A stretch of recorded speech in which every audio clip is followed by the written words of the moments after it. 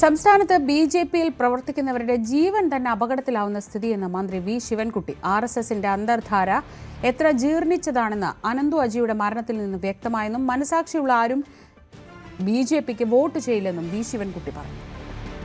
നിലവിലെ സാഹചര്യത്തിൽ ബിജെപിയുടെ ജീർണിച്ച നേതൃത്വത്തിനെതിരായുള്ള പ്രതിഷേധം വരാനിരിക്കുന്ന തദ്ദേശ സ്വയംഭരണ തെരഞ്ഞെടുപ്പിൽ ശക്തമായി പ്രതിഫലിക്കും. തലസ്ഥാന നഗരമായ തിരുവനന്തപുരം കോർപ്പറേഷൻ അടക്കം ബിജെപിക്ക് ശക്തമായ തിരിച്ചടി ഉണ്ടാകുമെന്ന് ഉറപ്പാണ്. മനസാക്ഷിയുള്ളവരാരും തന്നെ ബിജെപിക്ക് വോട്ട് ചെയ്യാൻ സാധ്യത ഇല്ല. വർഗീയതയുടെയും ആക്രമണത്തിന്റെയും രാഷ്ട്രീയം കേരളത്തിലെ ജനങ്ങൾ ഒറ്റക്കെട്ടായി തള്ളിക്കളയും. വി ശിവൻകുട്ടിയും ശബരിനാഥനും രാഷ്ട്രീയ വിദ്വാൻമാരെന്ന് രാജീവ് ചന്ദ്രശേഖറിന്റെ പരിഹാസം. അവരുടെ രാഷ്ട്രീയമല്ല താൻ പ്രയോഗിക്കുന്നത്. കെ മുരളീധരന്റെ രാഷ്ട്രീയം എല്ലാവർക്കും അറിയാമെന്നും അവർ പറയാനുള്ളത് പറയട്ടെ എന്നും രാജീവ് ചന്ദ്രശേഖർ പറഞ്ഞു.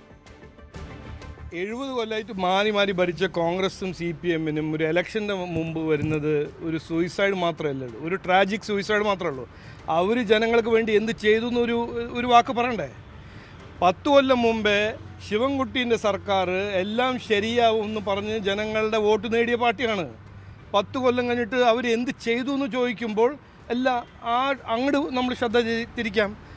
അതെല്ലാം ഒരു എന്താ പറയുക, പണ്ട് കാലത്ത് നടന്ന ഒരു തല്ലിപ്പൊളി രാഷ്ട്രീയമല്ലേ? ബീഹാറിൽ കണ്ടില്ലേ? അവിടെ വോട്ട് ചോരി എന്ന് പറഞ്ഞ് നടന്ന സർക്കസ് ചെയ്ത് രാഹുൽ ഗാന്ധിൻ്റെ സ്ഥിതി എന്താണെന്ന്. ജനങ്ങൾക്ക് വേണ്ടത് ഇന്ന് അവരുടെ ജീവിതത്തിൽ വ്യത്യാസം കൊണ്ടുവരാൻ ശ്രമിക്കുന്നതും പ്രവർത്തിക്കുന്ന രാഷ്ട്രീയക്കാരാണ്. ഇതാണ് റിയാലിറ്റി. ഇവർക്ക് മനസ്സിലായിട്ടില്ല.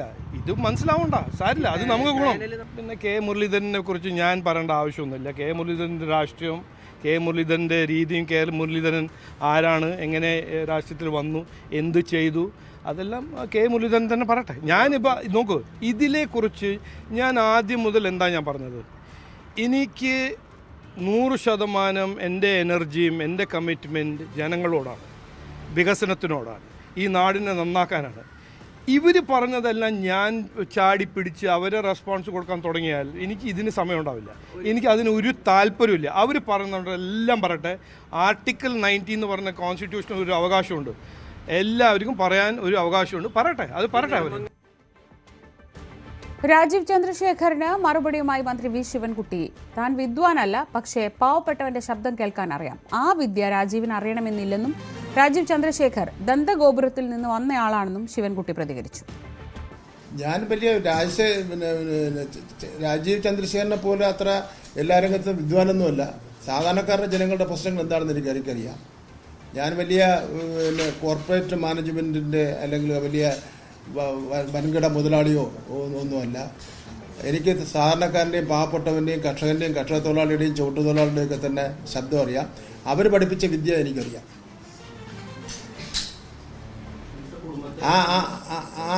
ആ വിദ്യ ഒരുപക്ഷെ രാജീവ് ചന്ദ്രശേഖരന് ഒരു നാണക്കേടായിരിക്കും സ്വീകരിക്കാൻ. കാരണം പാവപ്പെട്ട വേർക്കുന്ന തൊഴിലാളി വർഗത്തിൻ്റെ വിദ്യ രാജീവ് ചന്ദ്രശേഖരൻ സ്വീകരിക്കാൻ ബുദ്ധിമുട്ടുണ്ടാവും. കാരണം അതങ്ങനെ തന്നെയാണ്. കാരണം അദ്ദേഹത്തിൻ്റെ ജീവിത നിലവാരവും അദ്ദേഹത്തിൻ്റെ ഇന്നത്തെ സ്ഥാനമാനങ്ങളും ഒക്കെ അങ്ങനെയാണ്.